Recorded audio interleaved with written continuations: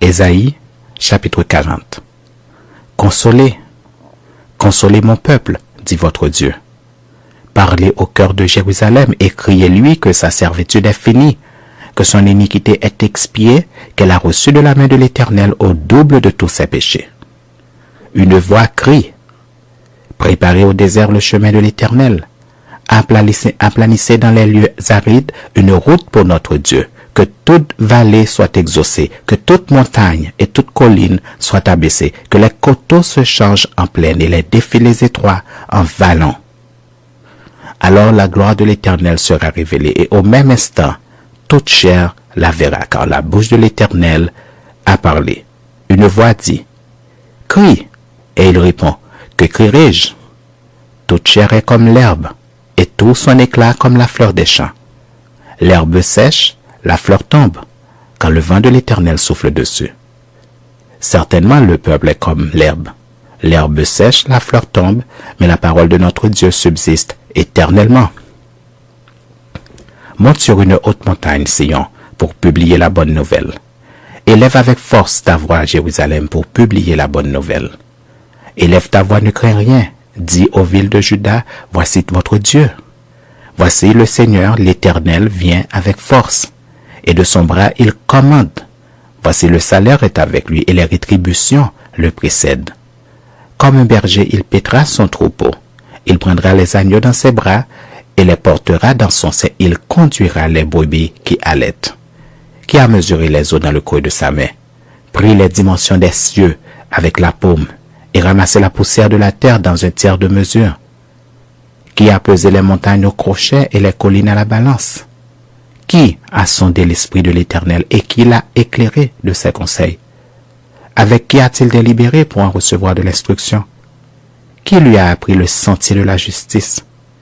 Qui lui a enseigné la sagesse et fait connaître le chemin de l'intelligence? Voici les nations sont comme une goutte d'un seau. Elles sont comme de la poussière sur une balance. Voici les îles sont comme une fine poussière qui s'envole. Le Liban ne suffit pas pour le feu, et ses animaux ne suffisent pas pour l'holocauste. Toutes les nations sont devant lui comme un rien. Elles ne sont pour lui que néant et vanité. À qui voulez-vous comparer Dieu? Et quelle image ferez-vous son égal? C'est un ouvrier qui fond l'idole, et c'est un orfèvre qui la couvre d'or et y soude des chaînettes d'argent. Celui que la pauvreté oblige à donner peu choisit un bois qui résiste à la vermoulure. Il se procure un ouvrier capable pour faire une idole qui ne branle pas. Ne le savez-vous pas? Ne l'avez-vous pas appris? Ne vous l'a-t-on pas fait connaître dès le commencement? N'avez-vous jamais réfléchi à la fondation de la terre? C'est lui qui est assis au-dessus du cercle de la terre. Et ceux qui l'habitent sont comme des sauterelles. Il étend les cieux comme une étoffe légère. Il les déploie comme une tente pour en faire sa demeure. C'est lui qui réduit les princes au néant et qui fait des juges de la terre une vanité. Ils ne sont pas même plantés, pas même semés. Leur tronc n'a pas même de racines en terre. Il souffle sur eux et ils se dessèchent, et un tourbillon les emporte comme le chaume.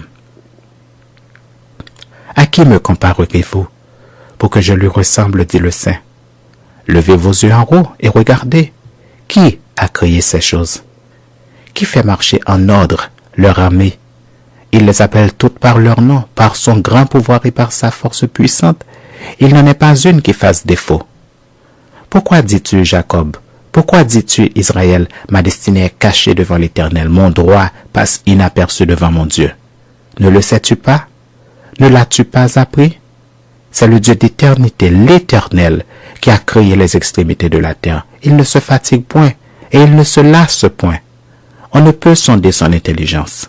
Il donne de la force à celui qui est fatigué, et il augmente la vigueur de celui qui tombe en défaillance. Les adolescents se fatiguent et se lassent, et les jeunes hommes chancellent. Mais ceux qui se confient en l'Éternel renouvellent leur force. Ils prennent le vol comme les aigles. Ils courent et ne se lassent point. Ils marchent et ne se fatiguent point.